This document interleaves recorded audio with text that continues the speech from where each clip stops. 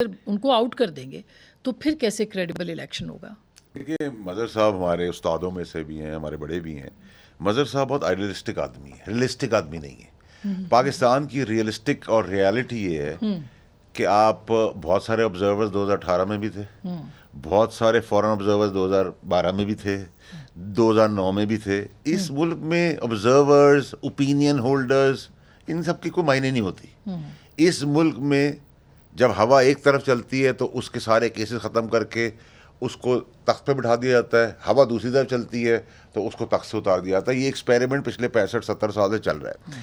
Problem सारी ये है कि हम अभी तो डिसाइड नहीं कर पा रहे कि पाकिस्तान का हो क्या रहा है। मुखलसी तो डेमोक्रेटिक सिस्टम के अंदर है ही नहीं, सिरे से नहीं। किसी की पूछ उठाएंगे, वो एस्टैब्लिशमेंट से निकलता है, फिर उसी की जड़ें काटता है, फिर पैसा बनाता है, फिर उन्हीं को तड़ी लगाता है, फिर वो बाहर चला जाता है, दूसरा अच्छा हो जाता है, फिर दूसरा भी यही काम करता है। ये एक लट्टू की तरह रोलिंग स्टोन है, ये पूरी कहानी चलती जा रही। प्रॉब्लम ये कि जो पीडीएम के अंदर जो नफरत है, जो बुग्ज है, वो सब कुछ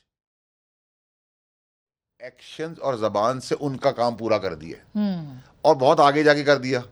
और उनके मशवरे देने वाले, उनके दाएं बाएं खास कीड़े, सांप, मौकेल, जिन, उन्होंने उनको इतनी एडवाइजेस दे दी कि वो इंसान से भी ऊपर एक प्लेटफॉर्म पे चले गए।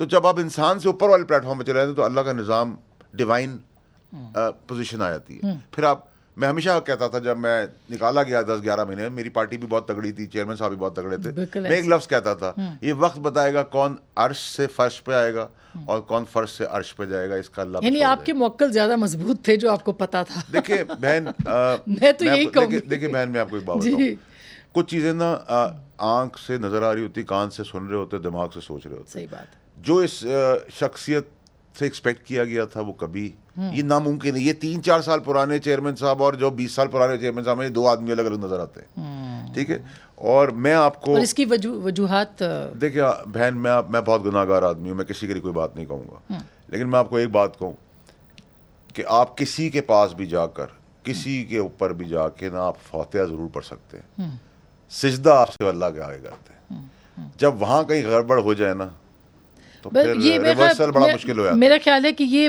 मकाफात अमल वाली बात जो आप कह रहे थे थोड़ी देर पहले, मजहब पॉलिटिकल, हमारी वाकई ये बात तो दुरुस्त है, 75 सालों से मकाफात अमल ही हो रहा है, लेकिन पार्टी खुद भी देखे ना, थोड़ा सा प्रेशर भी पार्टी जो है वो बर्दाश्त नहीं कर सकी। तहरीक इंसाफ जिस तरह से बनाई गई थी, शायद उससे ज़्यादा जल्दी जो है वो टूट भी रही है या टूट चुकी है।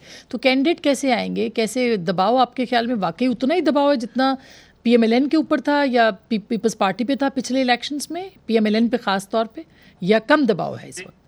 देखिए आसमा, रियलिस्टिक चीज़ों को अब आइडियलिस्टिक कहा जा रहा है। हम तो 2018 में भी यही कहते थे कि ये उस वक्त जो गवर्नमेंट बनाई गई है वो मैनेज्ड है। हाँ। उस वक्त भी हम कहते थे कि ये इलेक्शन मैनेज्ड है। उस वक्त इस बात की तरदीद की जाती थी, इस बात को डिनाई किया जाता था, उस बात को रिजेक्ट किया जाता था। हाँ।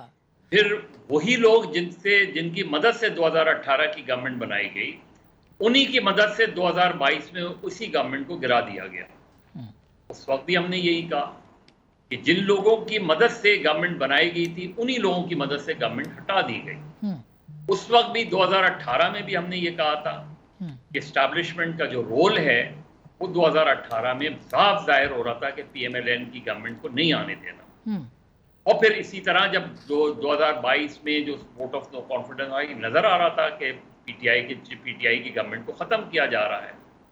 और आज भी जब हम ये बात कह रहे हैं कि पीटीआई को कॉर्नर्ड किया जा रहा है, पीटीआई को जो है इस इलेक्शन रेस से बाहर किया जा रहा है। मसलन देखिए ना, 9 मई के जो वाकयात है सर, वो उसमें कैसे कॉर्नर्ड हो गई पार्टी? मैं ये सवाल पूछना चाह रही हूँ कि 9 मई को जो कुछ हुआ, वो उसमें क्या तहरीक इंसाफ के कारकुन, रहनुमा, फुटेजेस हैं, सब कुछ हैं, बयानात हैं, तो उनको फिर कैसे कॉर्नर्ड किया गया?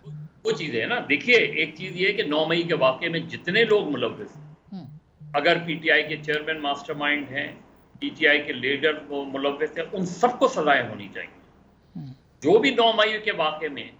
लेकिन क्या उसकी बुनियाद पर आप पार्टी को बैन करेंगे? अगर पार्टी को बैन भी करना है तो उसका तरीक़ेकार तो वही है, अडॉप्ट करें तरीक़ेकार, रेफरेंस फाइल करें सुप्रीम कोर्ट में और पार्टी को बैन कर दें।